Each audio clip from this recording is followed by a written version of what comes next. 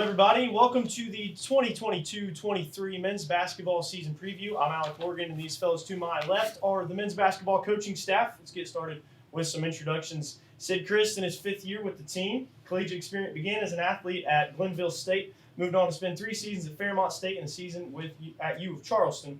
Has his hands in several aspects, including recruiting, ops, and scheme.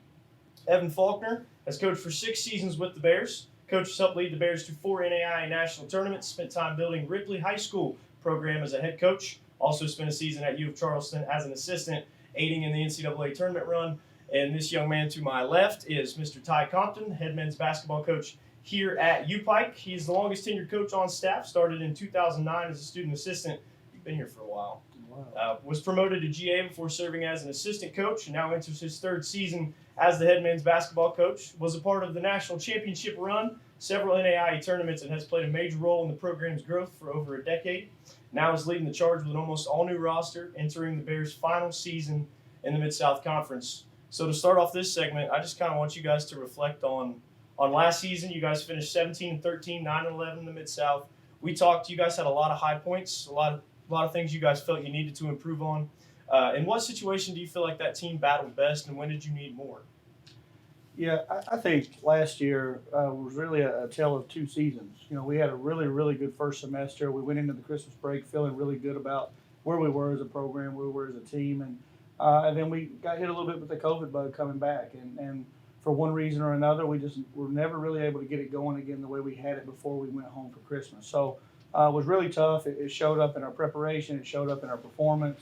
It really showed up in our team dynamic. It showed up in a lot of different areas. So I guess going into the postseason and just kind of thinking about some of the high points and the low points for me, as the second semester of the season began to become a little tougher as we got through, and a loss became 2 and became 3, and we just couldn't seem to get over that hump. It was easy to lose track of how good the first semester was and how good that group of guys were when things were really clicking. So, I do think there was some light at the end of the tunnel just thinking back to the group that we had, the capability that they showed to have, with some big wins in the first semester compared to, some of the struggles we had down the stretch. What do you guys think? I thought it was disappointing the second semester. We just never could find a way to find that momentum we had going in the first semester. And a big piece of that was once we had gotten hit with COVID, we rarely got to have what would be a regular practice for us. We were playing 3 times a week to try to make up games, and we're living on the road for big portions of that second semester. And it was just really difficult for us to be able to hone in and work on what we felt like we needed to improve on, because it just seemed like we were playing, every other night, and trying to find a way to get guys an adequate amount of rest and recover from nagging injuries. It was a difficult challenge for us as a staff. So hopefully we're beyond some of those issues with the pandemic, and we can have more of a normal season this year. But definitely felt like we had the right pieces and an opportunity to compete towards the top of our league, and I think we showed that the first semester, and just some unfortunate circumstances, I think, kind of derailed that momentum the second semester. We take pride in our preparation. We feel like that's one of our strengths as a staff. That's one of our strengths as a program. And when you're playing 3 days a week, you have an off day a week. Those are 4 of your 7 days that you've got, and it just really forced us to kind of take a different approach and a different look at how we prepared for games, and kind of took some of those things out of our hands in terms of what we thought were some of our biggest strengths as a staff. Sid, would you say you're probably the most involved with the day-to-day when it comes to the players? Yeah. I probably have my hand on more of the things that go on in their day-to-day lives than these 2 guys. Just whatever it may be on campus, housing, financial aid, their school stuff they've got going on. That's a pretty big piece of my role here. So how did all of these things these guys just talked about affect that last season? Did you see that?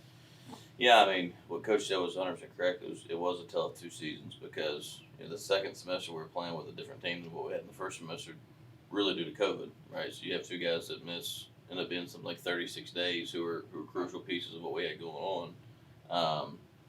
And so anytime you remove somebody from doing an activity, especially an athletic related activity, for 36 days, they're going to come back a different person. Yeah, I mean, that makes sense. Let's move on. You guys won in the first round of the Mid-South Conference tournament. Obviously lost to Georgetown, who was the eventual Mid-South Conference champion. Not lost to Georgetown. You guys won against Georgetown earlier on in the season. Thomas won. Let's move on to after that, the offseason. What was the main focus, the main pain point? What were you guys looking for in recruiting? Yeah, we knew we were going to have a large turnover. We brought in such a large class the first year that we were here as a full staff that we knew some of that was going to be turning over going into this off season. So we knew we were going to have to play a numbers game a little bit, but we really just, myself as a head coach going into this off season, I think I felt as confident as I felt up to this point, which is probably the way it's supposed to work. But I thought I had a much better idea, and I think these guys were in agreement with me of what kind of skill that we needed within our program, what kind of guy that we felt like we were able to maximize their ability, what kind of guy maybe we had a tougher time coaching as a staff.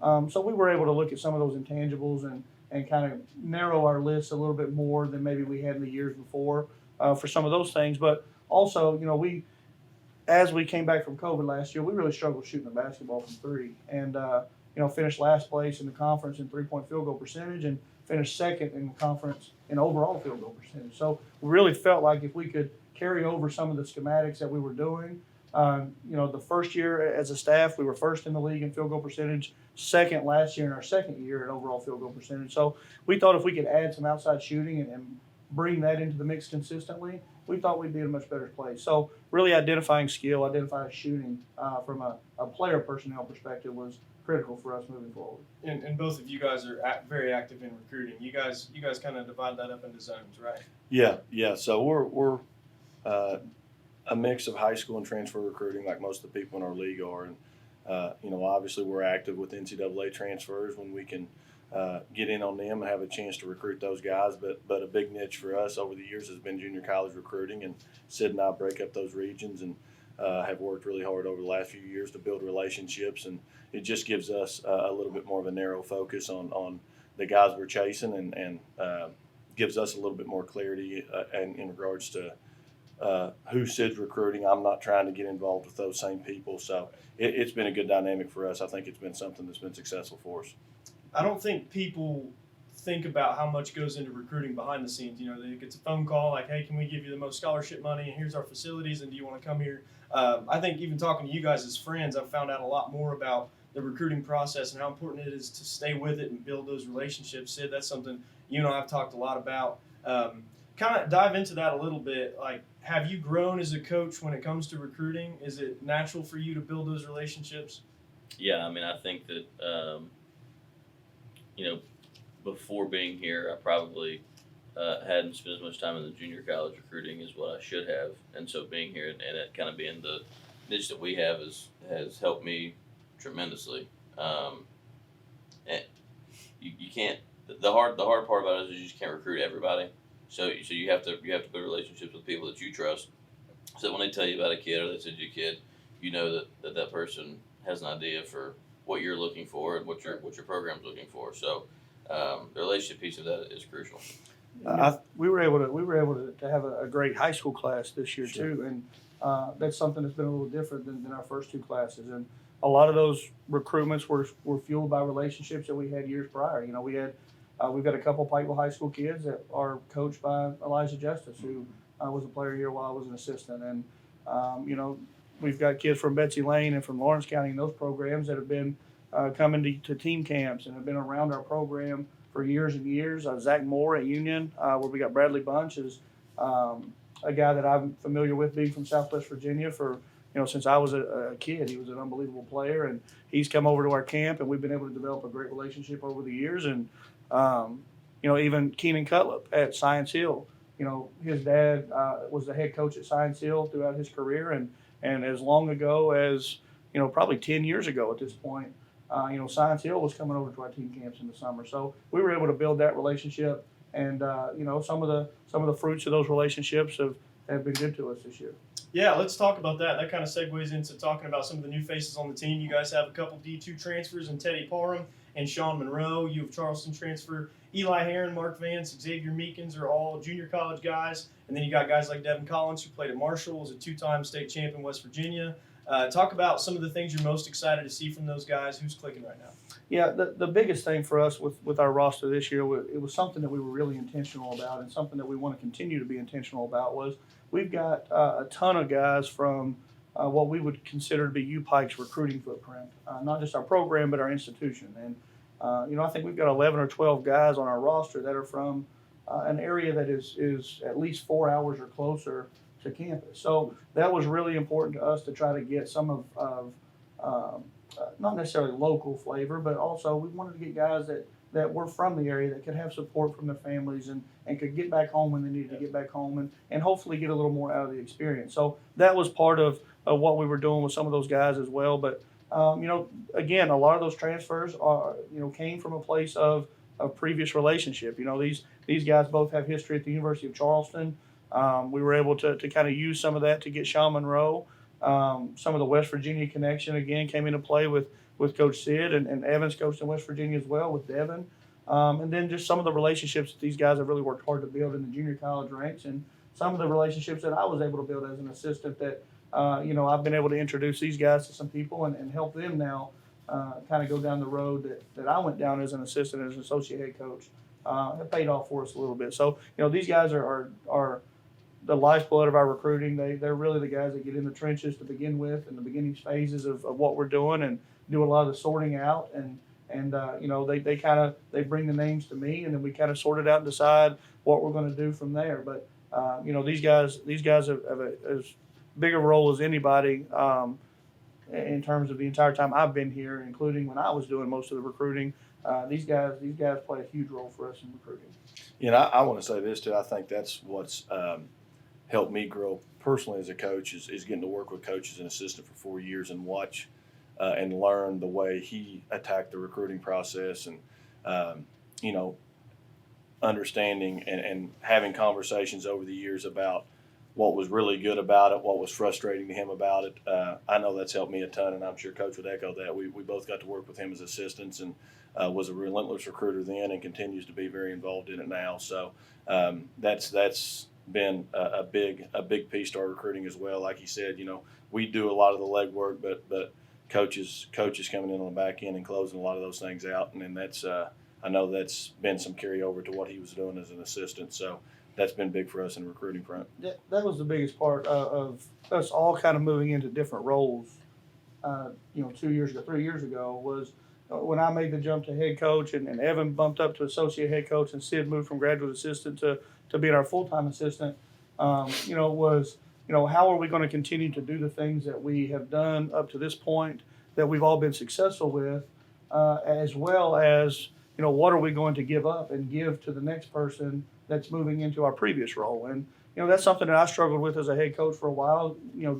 During COVID, it was a little different. We didn't have office hours. We were at home. We were talking on Zoom and FaceTime, and there wasn't a lot of the office responsibility and the day-to-day responsibility that is now on my plate as the head coach. There wasn't that. So I was still kind of just in the groove of doing what I had always done, and really that didn't leave a whole lot of area for these guys to do some of the things that I had hired them now to do. So we kind of had to sit down as a group and kind of come up with, what is it that was on Coach Wells's plate that's now going to fall on my plate? What is it that was on his plate that maybe isn't for me, that I want to put to these guys that wasn't necessarily divvied down to me when he was the head coach? And what are the things that I did as an associate head coach that I need to continue doing as the head coach now in comparison to giving some of these guys? So, I think we're in as good a place with that as we've ever been as a staff.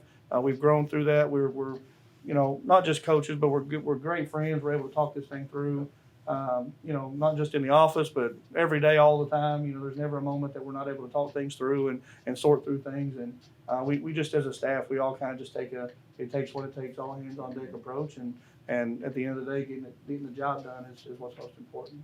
And I think a lot, you perfectly segued into a point, and you've already talked about it really. I was going to ask you guys what has changed the most about the way you run a team with, now you're a shortened schedule. You had almost 2 years of COVID just kind of throwing a wrench into things. Nothing was comfortable, and you guys are very systematic in your approach. I want to ask you guys, what is the number one thing that now you think you'll carry over into your coaching philosophy from this experience?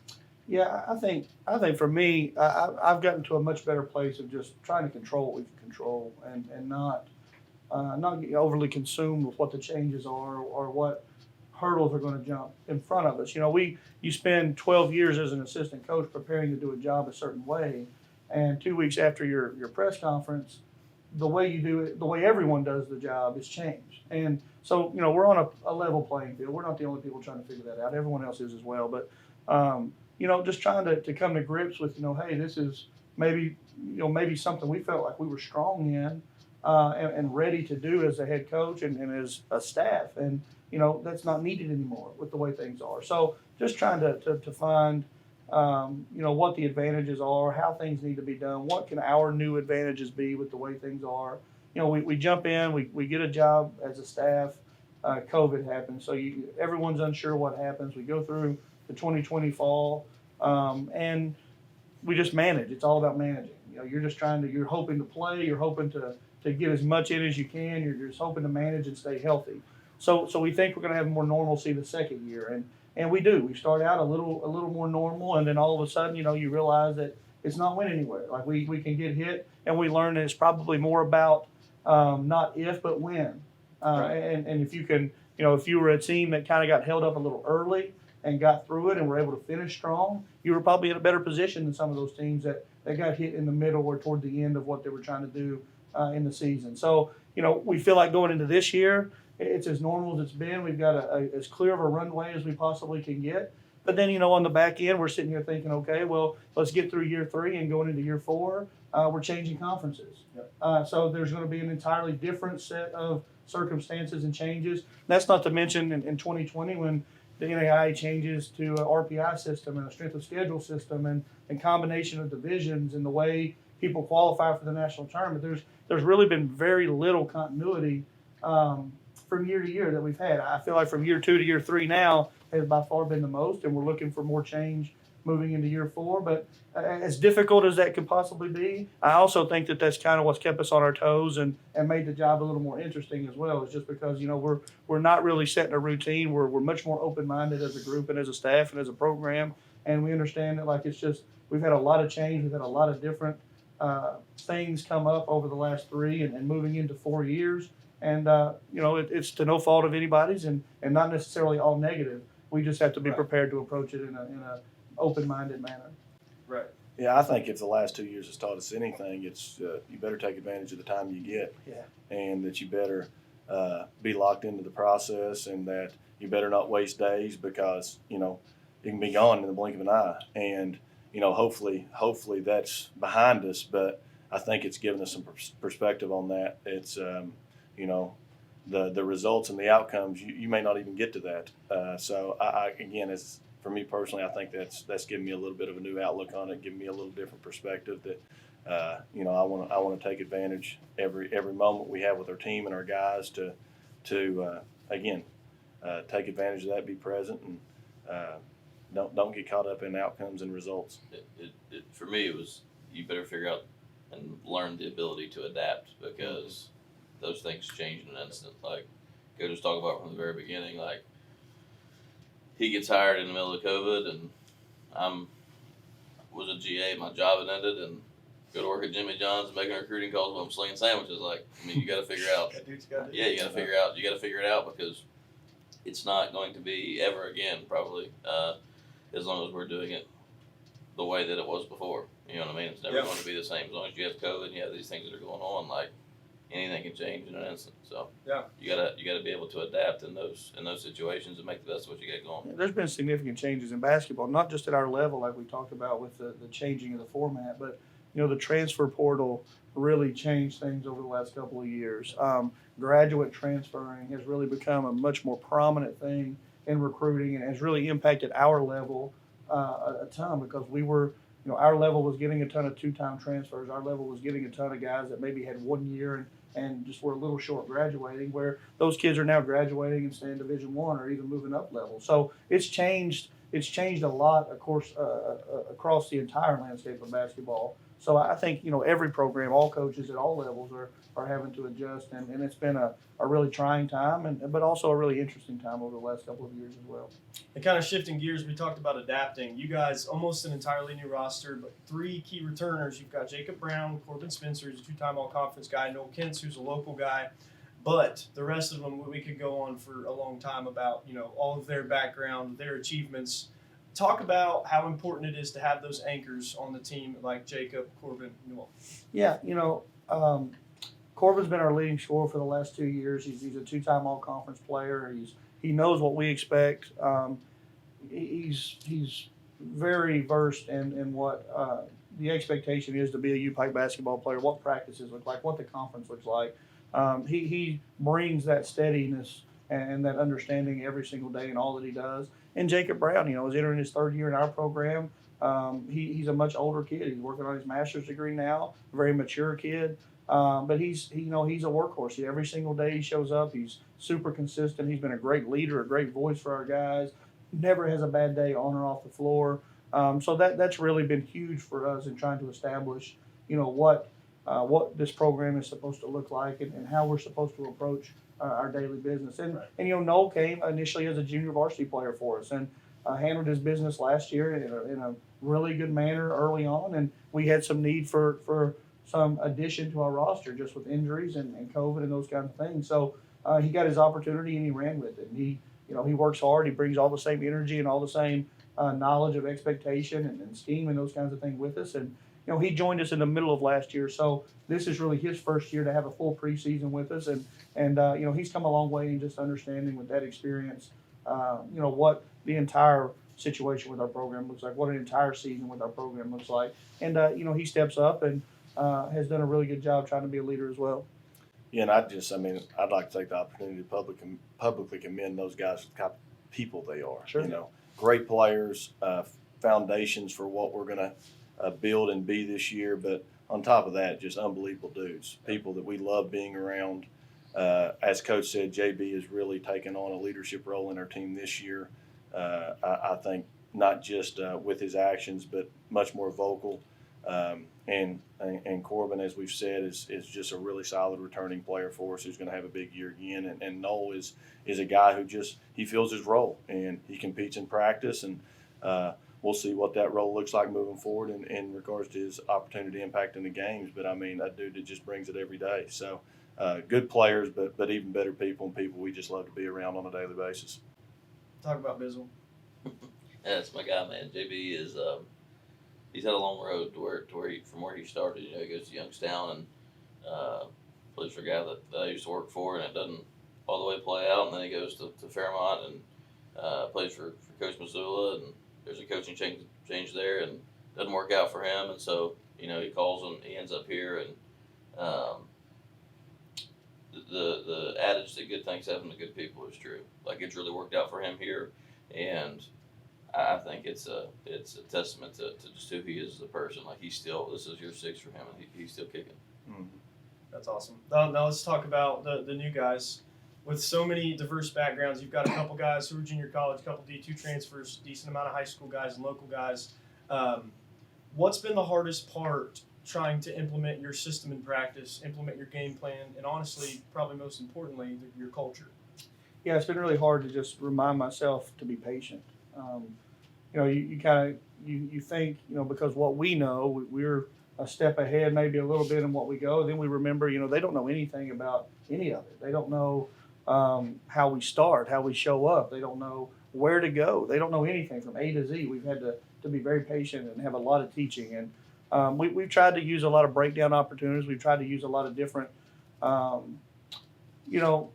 workout opportunities and just kind of above the neck opportunities to kind of get their mind caught up so that their feet can move as quick as they need to move. And they've worked really hard. The work ethic of those guys has been fantastic. And, I think with 15 new faces, the biggest thing has been just trying to get them to be open-minded to doing it a different way, being okay with not necessarily being as comfortable when they first get here, and understanding that most of them are in the same boat. They're all in the same position, and to lean on one another and try to help one another and lift each other up versus looking at it as a competition and as one guy may be getting ahead or one guy's falling behind. It's not necessarily that kind of situation with our team. We've, a rising tide needs to lift all boats, and that's hopefully the situation that we're in with our guys. But from a culture perspective, we've tried to be very intentional with expectation up to this point, and I think our guys live the expectation for the most part each and every day. And now we're starting to dive a little more deeper into core values and maybe what actionable items are behind the words that they've heard us saying and concepts that they've heard us talking about up to this point. So hopefully, as we dive a little deeper into that, our group becomes a little bit closer. As we get into the games, everyone's tired of practicing at this point. They've been practicing for so long against each other. They're ready to see someone else. And I think those relationships will be strengthened as we get into competition against other people, and we can rally us against them, and it's not just us against us every day. But just our guys have been very open-minded. They've been very intentional about their need to learn, their need to pick things up quickly, and the effort that they need to give every day. Yeah, and I think we've got a really good group of guys. I mean, we got midterm grades. We had 8 guys with a 4.0. We had 16 out of 18 that had 3.0 or higher. So they're doing all the right things. It's a lot of new, and I think the thing for us as a staff that it's hard to keep perspective on at times is, when we see one group of guys in practice do something well, it's hard not to say, well, the other group, it was because something was bad with the other group. And you're just at that point in the season, I think a lot of us are probably there to where you have to fight that urge to say, this was good because this was bad. And again, it's a perspective thing. So we're looking forward. We did get to play a scrimmage last week and competed really, really well against a D2 program here, and we'll open up Sunday. So I think we're all at the point where we want to see it in real live action and see it against someone else in an official game setting. And again, I think that'll help us gain a little bit of a new perspective on what we do really need to improve on and what we feel like our strengths are. A huge piece of our program is the off-the-floor piece, the culture building piece, the community service piece. And that's something that we're very transparent with these guys about when we recruit them, is that, if you're looking for a place to just come and play basketball, that's probably not going to be a great fit for you here. That we're going to be very intentional about getting into the community and impacting youth in our area and just finding opportunities to do all that we can to leave an impact, a positive impact. And, some of our guys we're prepared for that. We're used to that. Some of our guys maybe weren't as prepared for that and really prepared to have to go out and realize that some of that means they're out at 7 a.m. on a Friday morning early, high-fiving kids at elementary school and in 45-degree weather. They don't know that it looks like that. But they've really embraced that piece. We've read to kids. We've tried to lift their spirits up in the mornings. We were part of community service with University of Kentucky this past weekend in Prestonsburg, trying to pass out some winter clothes to some of those that are still displaced from the flood. We've got some different things coming up. We've been able to secure some basketballs and some other donation items to give to one of the middle schools that was impacted by the flooding. We're going out again tomorrow morning and doing another Halloween kind of morning thing at one of the other elementary schools. So we've really been intentional about getting those guys out and trying to get them to think about other people, trying to get them to think about the impact that they can potentially have in hopes that carries over when they have to think about one of their teammates and when they have to think about sacrifice and doing some things within our program or within academics. And, I think it showed in our practice. It showed in the classroom work that we've gotten with our midterm reports. They've embraced that community service piece extremely well as well. Let's move back to the on-court. Sid, I'll throw this one at you first. If you were to pick 2 players right now off the top of your head that you think are the best duo, they're clicking the best right now, who are they? Ooh, that's a tough question. So there's like 16 other guys that are gonna get mad at me. For whatever Exactly. answer I give. Yeah. I think it's daily. I mean, day to day, there's so much new that day to day there's there's a different 2 or 3 guys every day that is really good, and then they fall back, and those 2 or 3 have a bad day or two, and it depends on what day you're in the gym. Well, we got a ton of really talented guys. So we're mixing up teams every day, and they're competing against different people every day. And like Coach said, it is just a daily thing. I mean, that's tough. I mean, you got like a lot of different types of players as well. So like Sean Monroe and Jacob Brown, they click unbelievably well. Sean Monroe and Devin Collins click unbelievably well. Teddy Parr and Eli Heron, those 2 guys are out there together with DeMay Jones. Like those 3 guys, they click really, really well. So I mean, you've got a bunch of different types of players that are all new, that are all kind of being mixed in together during practice. And I think everybody to this point has shown the ability just to get it going. I mean, I wouldn't say there's any guy in there that can't do that.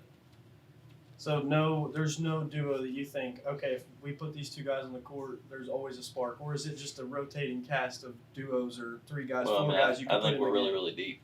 Yeah. And when you're really deep, I don't. We don't have a. They're not the Harlem Globetrotters, right? But like we're Right. deep, and so you got a lot of guys that can play. Like that makes it a lot easier for sure.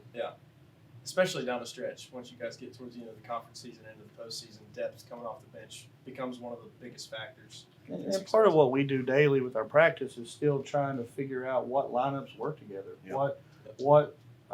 In what ways can guys lift other guys up, and maybe what combinations don't work as well together.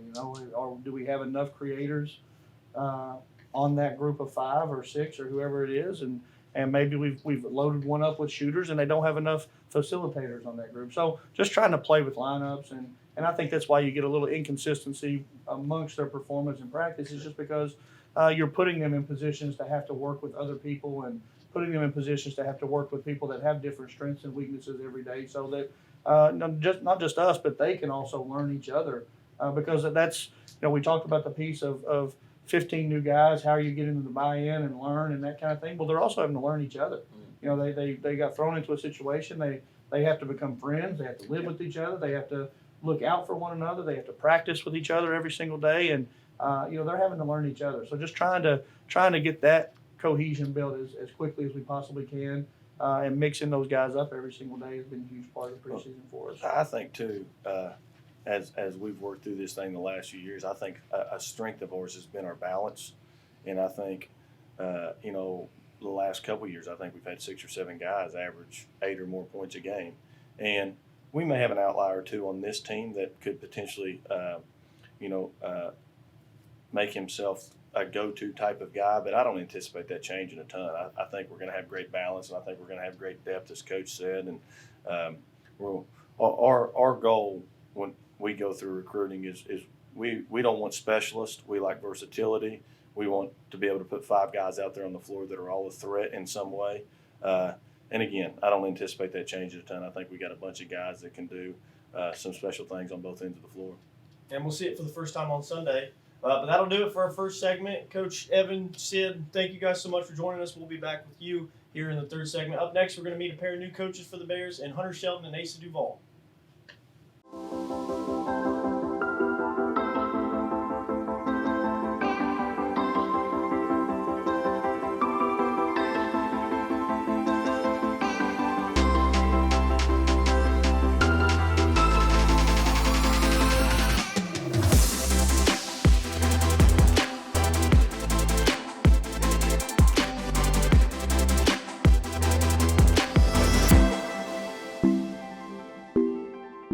These gentlemen to my left this is Asa Duvall and Hunter Shelton. And I had a big, long write-up on how to introduce these guys, but they're charismatic enough. I will let them do it, and we will start with you, Hunter. My name is Hunter Shelton. I'm from Owensboro, Kentucky. I played basketball at Jackson State University. This is my first year coaching. My name is Asa Duvall. I'm from Nashville, Tennessee. I play college basketball at Lipscomb University. This is actually, I guess, really kind of year 4. I've been the video coordinator at Tennessee State for the past 3 years, and I actually started at Cincinnati Christian as an assistant coach before the school shut down. So it's been it's been cool. You guys have both had a wide range of experiences. Hunter, we'll start with you. Like you mentioned, you went to Hargrave Academy. You also were humble enough to not say that you were an ESPN 3-star athlete. So you guys both had some success. Moved on to Southwest Tennessee Community College and, of course, Jackson State. How do you feel like that wide range of experience has prepared you for coaching? I would say a lot of connections and just playing for just so many different coaches and programs. It's helped me because, like, I can take stuff that I like that certain coaches have did and use it. Yep. And just the relationships really is the main thing that have helped me with this. So it's good. What do you think? It's helped me. It's helped me learn how to talk to people from all different walks of life. One of the coaches said it earlier. We're all in it together. Everybody's in the same boat, and so when you have that perspective and you learn how to talk to people from all different walks of life, it helps build relationships. It helps you grow, and it helps you help people grow. So really learning how to talk to different people and be there and be open and know how to approach people that come from different backgrounds as you, that see things differently from you, teaches you patience, and some compassion, some empathy. Really just being able to talk to different people and learning how to get through to them. Because we're asking a lot. We're asking a lot from our players, from our guys, and finding different ways to reach them. And what's your primary role with the team? I'll let you start with this, Asa. And how has it changed from when you first started?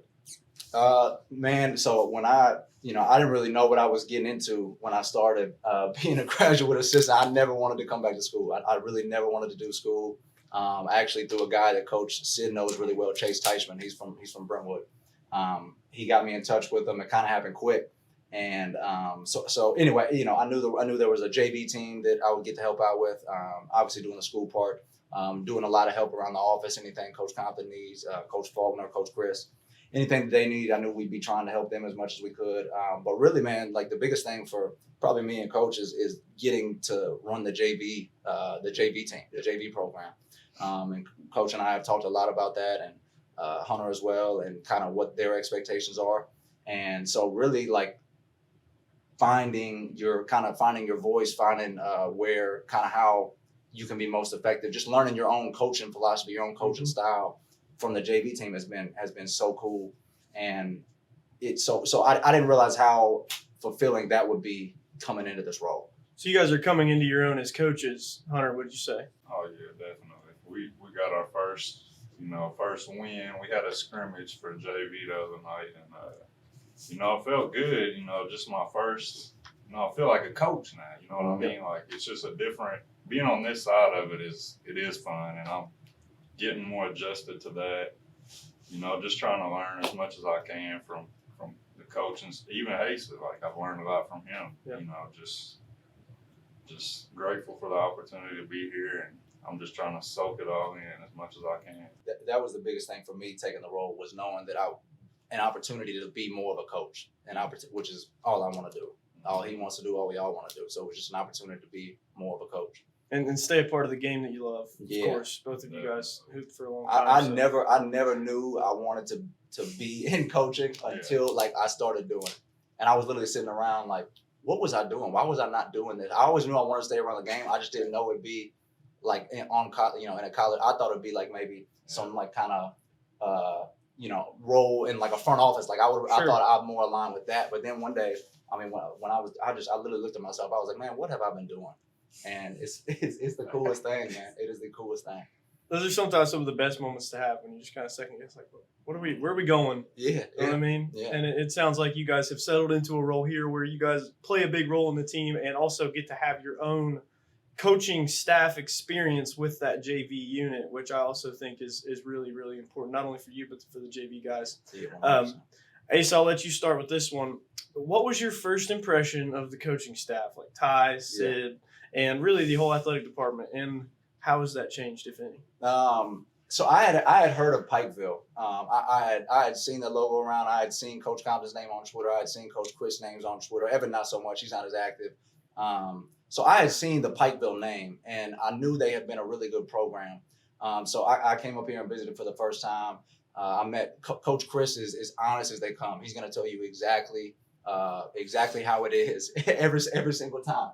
And so he was really upfront with me from the beginning. And the rest of the staff is that way too. The rest of the staff is that way.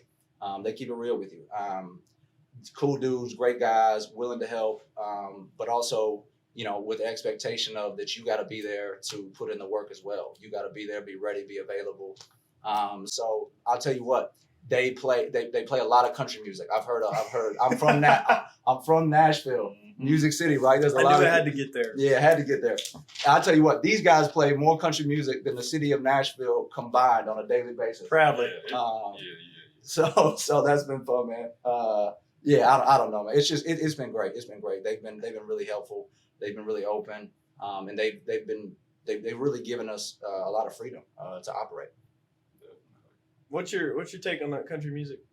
Man, I'm I mean, my dad listens to it, but you know, this here is like the real country music. Yes. You know, like washboards. And We're in the cradle of good country banging music right now. spoons on your knees and like, yeah, it's the real Appalachian. Are you thinking like either of you guys are gonna pick up the banjo? I've always wanted to, but I don't know. I can't pick up the banjo. I like the banjo. I can't, and it's funny. So let's just go ahead and since we're here now, So Hunter went to Jackson State. Mm-hmm. I coached at TSU for 3 seasons. Bit of a different scene. Scene. 100%, yeah. 2 HBCUs, but like kind So of. you guys were at HBCUs. Mm-hmm. So that kind of difference, that diversity, Oh, yeah. how much did that change you being able to, coach or not coach? I guess you guys were playing at the time. Mhm. How did that change your ability to adapt in those kind of social situations? Because I'm sure that was a challenge at first. Oh yeah, it was great for me. Just getting outside of what I'm used to, and then you're kind of like a celebrity around campus. There's Hunter right there. Like you're just the guy. You know what I mean? Yeah. Like, but it was great. I really enjoyed it. But It teaches you how to be yourself, I think, because really what people Authentic. Authenticity, exactly, and you realize that you can't try to fit in anywhere. You just have to fit in, and you got to find your role and be yourself. Because people want that. They want that more than you trying to be something that you're not. And so I think Hunter and I especially, like, we're really good at being who we are, and people sense that. And being at a place like Tennessee State, him Jackson State, really really helped with that. And I think I've seen that from you guys already. But let's talk about like the season ahead. What are you most excited about entering pretty much your first year, having this kind of role with the team? What's the one thing you're looking forward to? honestly, just the games, like just the practices, and it's a grind even as a coach. Like as a player, preseason, the practices, all that, it's a grind, like mentally, physically, and as a coach, I'm feeling it. I'm like, man, when is the games? But we got one Sunday that they're starting up, so I'm real excited for that and just see how our guys do. I got real high hopes for this team. We got a great team, so hopefully, see what we can do Sunday. Yeah, I'm excited to see how it comes together. I'm excited to get recruiting too. Eventually, I know Coach. They talked a lot about that a little bit earlier. But like they said, finally letting it see how it comes together against somebody else, because we've been practicing with each other against each other for probably almost a month and a half at this point. So really just seeing all that work come to fruition against other people. And then eventually as recruiting picks up kind of towards the end of the season, I'm excited to see how that unfolds. How often do you guys get to hoop with the guys? We haven't yet, but they've been asking, like they want to see it. But Look, these knees don't work. These knees don't work anymore. Oh, come on. These knees don't work anymore. They haven't worked for a while. So I feel like you guys got to give the people what they want. I got in a 1v1 session with Zay, our student assistant, and if he's watching, I did give him the work. You burn him on that. What was you guys? the score of that game? We played the 50. 50. Yeah, I was about to die, but I think I beat him like 50 to 25 or something, or 30. UPIKE coaching staff does not play 21; they play at 50. So, Got to get in shape. speaking of shape, how's the conditioning of the team? It's getting better. Everybody comes in. Every team in the country comes in out of shape. Them dudes, like, they ain't doing nothing in the summer, but most of them. But I mean, we're getting there. We're finally. Dudes ain't bent over. Dudes ain't asking to come out all the time like they were at the beginning of the year. So we're getting there. It's getting better. It's getting better slowly but surely. It's funny because, well, not funny, but in Division I, you have a lot more time in the summer to work with the guys, Sure. so you can start conditioning in June. Whereas here, the team wasn't there wasn't a full roster necessarily at June 1st, and then we don't have any time in July and really much in August. And so really when they get to campus, it's the first time you really get to get on the court and start doing stuff. And so there's not as much time to get in, as much conditioning as you like, as much offensive work as you like. So really, you're working from August as opposed to where some other schools can, start in the summer. But having said that, I think we're at a good place right now. And before we leave it off with you guys, what's the last thing you want people to know about UPIKE basketball? If they take anything from this headed into the season. That we're gonna fight. Yeah, never gonna quit. Can't do it. Bears are going to fight, never going to quit. Ladies and gentlemen, thank you guys for joining us. Asa Duvall, Hunter Shelton, first-year GAs for the Bears. We'll be back with Ty Compton talking this season here on the Men's Basketball Coaches Show.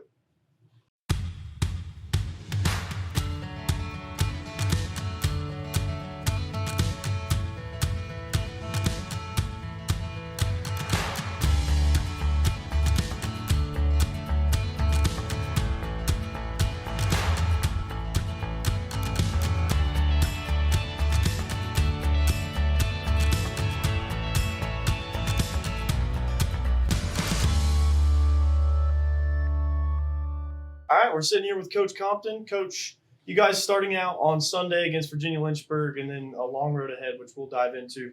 What's your thoughts right this minute on starting the season? Yeah, I think most coaches would agree that you're fearful that you're not ready. You want your team to be as good as it can be going into the season, but you have to try to keep perspective and remember that you're probably not going to be your best on day one, and you don't want to be your best on day one. So I'm just anxious to see our guys against somebody else. We've had one scrimmage, but anxious to see our guys against somebody else, see what kind of energy comes from them in actual game competition, see what kind of performance comes from some of those guys in game competition, and really just give us something to kind of gauge ourselves against other than just seeing us in practice, knowing what we're doing against each other every day and getting a fresh look against somebody else. Bringing so much depth onto the roster like you guys talked about earlier, what principles have you kind of hammered home to, and this can lead into explaining your always us mentality? How have you implemented that? Yeah, it's been a huge focus of what we've done up to this point culturally and just every day of what we're stressing in our practice is that, it's hard as a player when you are recruited to a place and you're kind of recruited and reminded of all the positive things and the good things that you've done where you're at and realizing that like a lot of that doesn't matter. Most of that doesn't matter anymore when you get here, that you got to do it all over again and prove yourself here. And just remembering that it's not all about you individually. It's just not that this is something that's bigger than yourself. This is something that if we're going to be as successful as that we hope that we were going to be, it's going to take all of us. And we're just going to have to be, humble about it. We're going to have to be appreciative of the opportunity. And we're just going to have to make sure that we're doing the best job that we can to remember that it's bigger than just us individually. This is about a group effort. Talk about blue collar basketball. Yeah, it's something that we talk about a little bit. We don't emphasize a ton, but it's just it's an approach and it's a I guess just a way of life of the way that our staff approaches day-to-day activities that we kind of prepare with our program and something that we try to get out of our guys.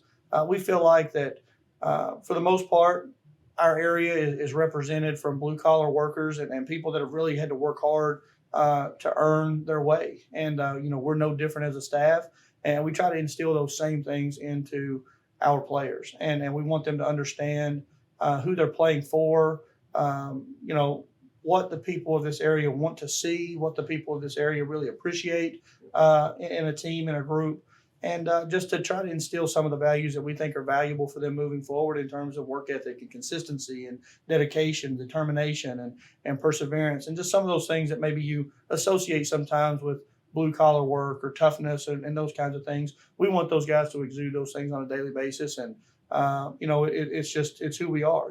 I grew up every day watching my dad, put on a pair of work boots and go to work. And, his dad before that, my grandparents on the other side. And, I know the rest of my staff are no different. And, seeing those guys really have to go out and work long hours, drive tons and tons of miles to be able to get things done and just provide and do whatever it takes. It takes what it takes kind of mentality is what we're trying to get across to our team. And there's several challenges ahead that you'll have to use that mentality, and kind of all these things will come together as we get down the stretch. One that jumps off the page is the show in Kingsport, which, like as you would agree, has historically been one of the best showcases of talent at the NAIA level. Talk a little bit about that and maybe some other things that are poking out in your mind. Yeah, we're excited about playing in the show. You know, it's an opportunity to go back. Most of my family is now in the Tri-Cities area, so it's an opportunity for me to be able to go back and have our team play in front of a lot of familiar faces for us. We've got a lot of guys that are kind of centrally located in that area on our roster as well. So it presents an opportunity for us to have a great holiday weekend around family and competition. So we tried to get into the show a couple of years ago during COVID, and it was just really difficult to put together, and we weren't able to do so. And now with the news of us moving to the AAC, that's where the conference tournament is played every season. So it gives us a little bit of a preview and an opportunity to go over and play where we're hopeful to be able to make conference tournaments and compete in the future. So super excited about the show and the competition that we're playing. Washington Adventist, one of our opponents, was a national tournament team last year. So it's going to be a huge test for our guys to stay focused here over the Thanksgiving holiday and be prepared to play their best. And talk about your strength of schedule a little bit. We wrote about it in the schedule release, but you're playing a lot of teams who were really decent last year, a lot of teams that qualified for the NAIA National Tournament, a lot of teams that had some success in the tournament. Is that purposeful?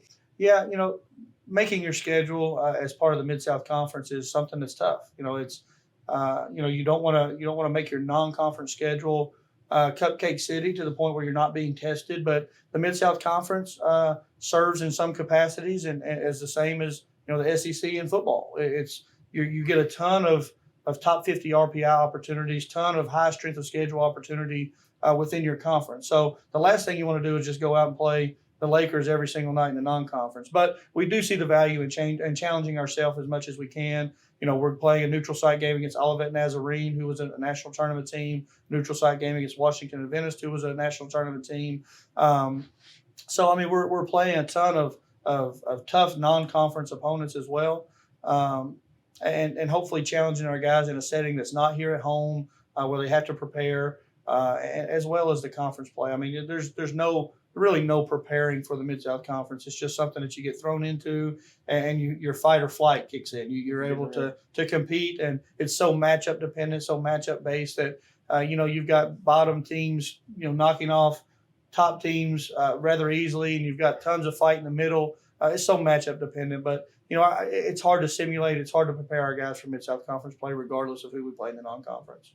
And that was my next point, was the Mid-South Conference. You know, the polls came out yesterday, 3 teams in the top 25, and you guys have several notable wins in that conference stretch, including Georgetown, who was the eventual Mid-South Conference champions, which I alluded to earlier, and Cumberland's, who is receiving votes. You guys also had a great overtime win against Campbellsville earlier in the season.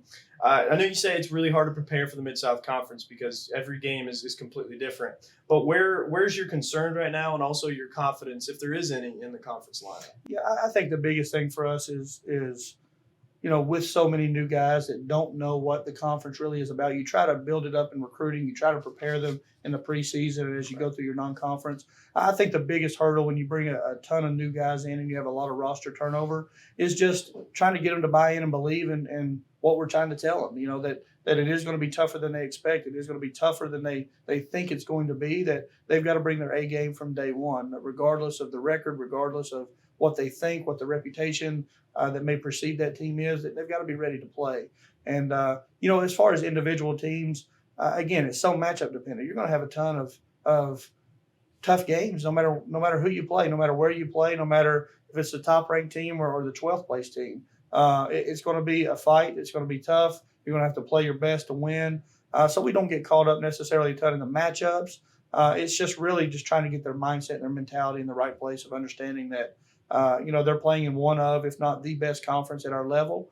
And it's a challenge, and that's what they all say that they want. That's what, we thrive on a little bit as competitors. So we have to step up to the challenge when it's time.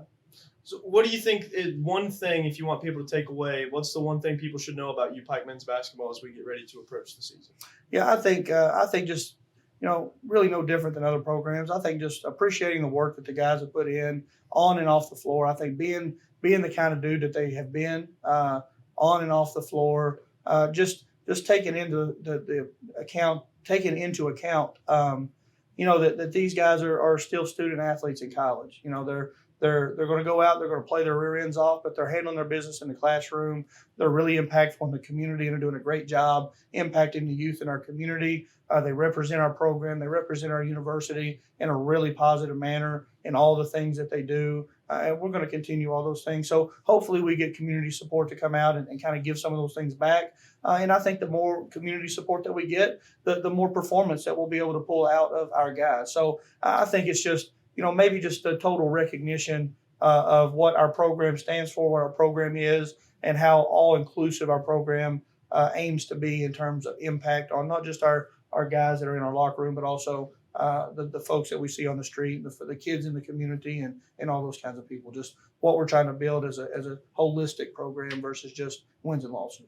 I think at a 20,000-foot view, from my perspective too, this team, the culture is great. Like these are all guys who I really enjoy being around. They truly look like they enjoy when you're, hammering all these community service projects. You guys were with University of Kentucky's basketball team before they came here last week, and countless elementary school visits and things like that. I think that's super important, not only to implement your culture, but to kind of ingrain these guys into the community, because it's a community that hopefully becomes theirs, Sure. with during the season. So Bears open up their season on Sunday at 3:00 against Virginia Lynchburg right here at Appalachian Wireless Arena. Coach, thanks so much for joining us. Thank you. And we will be back weekly here on the UPIKE Men's Basketball Coaches Show. Good luck this season. Thank you.